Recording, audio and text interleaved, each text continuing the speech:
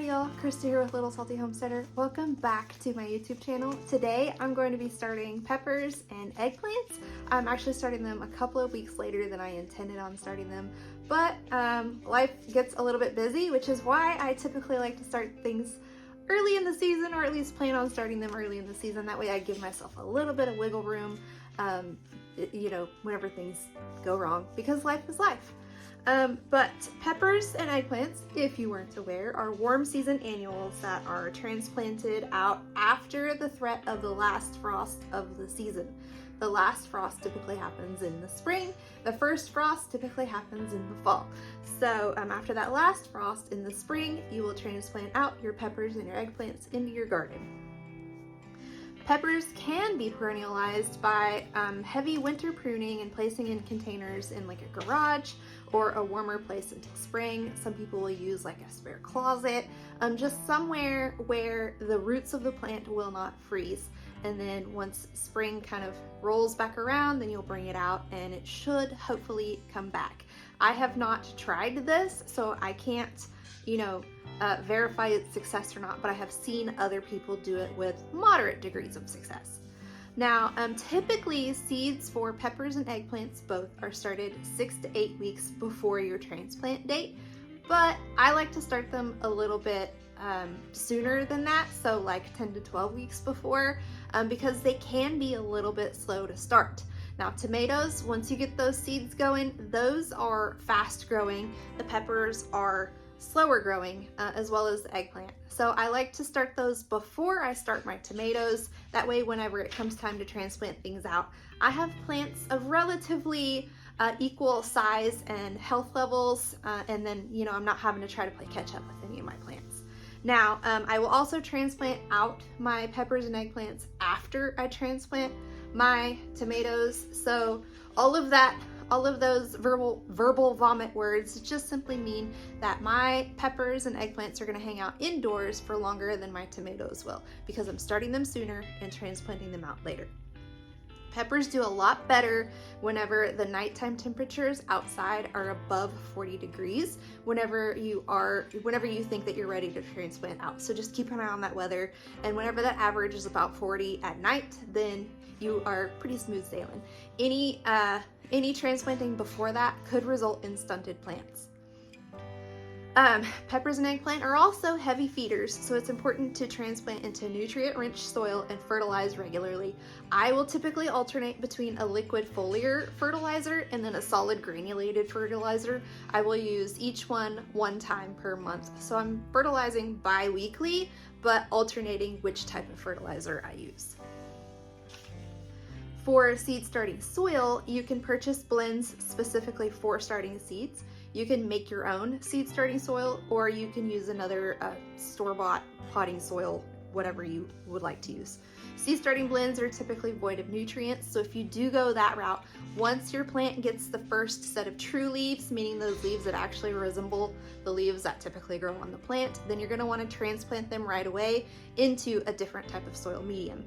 I usually just skip the seed starting blends and I will just go straight for a potting soil. I have had the best luck with the Fox Farms Ocean Forest. It is a little bit expensive. However, if you are in Texas, HEB does sell the Fox Farms Ocean Forest and a couple of other Fox Farms soils as well for substantially less expensive than other places that you could buy it at. We have a local nursery that sells it and it is twice the price. So take a look at HEB if you want to give that soil a try. It has worked really well for me for several seasons in a row, and I'm going to continue to use it until it doesn't work well for me anymore.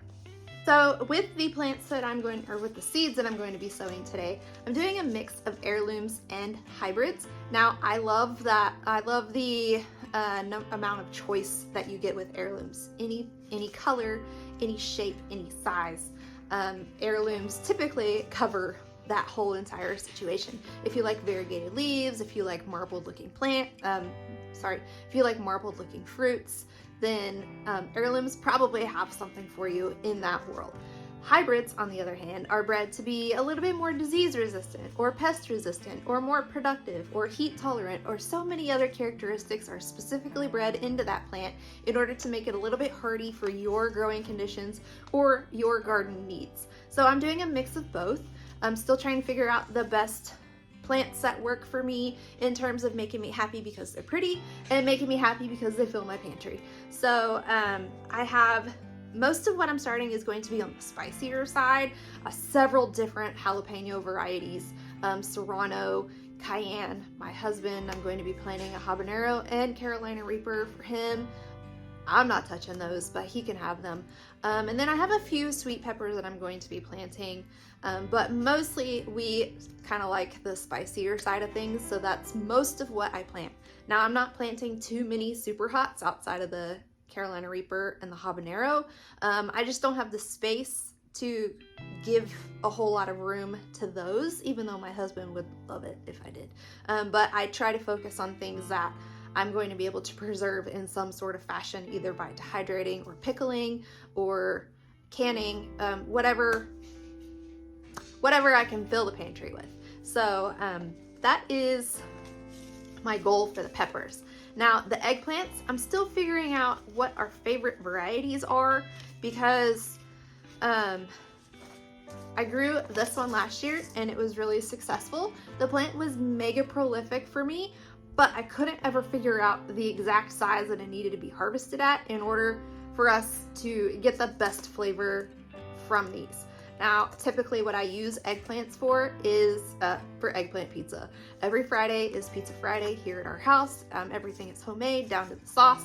So I just basically slice up the eggplants and roast them, and then put sauce and pepperoni and cheese and basil on them, and then throw that back in the oven to melt the cheese and get everything all bubbly and gooey and stuff. These were never quite as tasty as just the regular black eggplant at the grocery store. So I found this hybrid variety from Johnny's called Thanos. I don't know if I snap my fingers, half of them will disappear. I hope not. I hope if I snap my fingers, I'll get double. We'll try that out and see what happens. But I'm going to be giving these a try this year to see if I have a little bit better production, flavor. Well, the production was good with these, and they're really pretty. Really what I'm looking for here is flavor and all of those things. I'm still growing these because they're really pretty, but these are going to be what I am looking for, hopefully, for pizza. And then another new to me variety is going to be shooting star eggplant. I don't know much about this one. As it grows, I guess we'll find out together, but I'm kind of excited to try something new. So now that I have spoken for 8 solid minutes, I am just going to change the angle of the camera and very quickly try to get this stuff planted so that I can go pick up my children from school and come home and cook dinner and carry on with the busyness of my day. So let's go ahead and get planting. Okay, just one more note about this tray of seed starting containers compared to the other trays of seed starting containers that I have. This entire tray is peppers that I'm starting for my son's Boy Scout troop, going to be selling seed, little starter plants as a fundraiser for them so that they can save a little bit of money on their camp costs. And then these other ones are going to be my home varieties. And these trays right here are just 32 cell seed starting trays. And then this one has these like little 6-packs with the air pruning sides. This is new to me this year, so I'm gonna give these a try and see how I like them. But I do need to hurry and get moving. So enjoy the music in the background.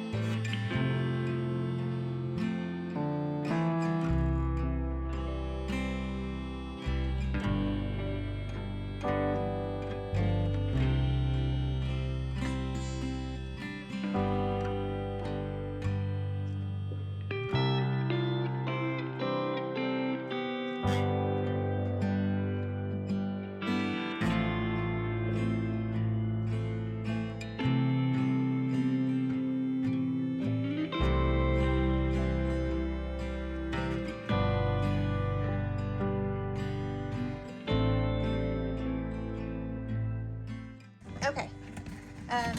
Now that these are done, these are going to get these little humidity domes on each tray, and then they will just sit on heat mats. 2 of these will have to share this one heat mat here on this shelf because I don't have a 3rd heat mat. It was given to my sourdough starter. So I'm going to turn that sideways like that. Pop that lid on there. Maybe make a mess. There we go. I'll go ahead and put this one on first before I put it up on that shelf. All right, and once you have them on here, make sure that they're pretty well closed. That way your seed starting trays retain their moisture until the seeds have germinated. Once they have germinated, then I would say like 75 to 80% of the seeds have germinated. Then you can remove the dome, and then you'll just put them underneath the heat lights for a good 12 to 14 hours per day. The more of these lights that they get, of course, the better off that they will be. You guys are cooking. All right, but that's it. Those seeds were started. We just started like almost 200 seeds just now within 20-30 minutes, so that's pretty awesome. But that's all I have for you guys today. My next video will be about cold stratifying your perennial herbs, medicinal herbs, those type of seeds. That should be coming out soon. I will be doing those tomorrow and filming while I do that. So if you like this seed starting content and you want to see more, please like, subscribe, comment, do all those different YouTube-y things. But until next time, go find a way to get those garden manicures. Bye!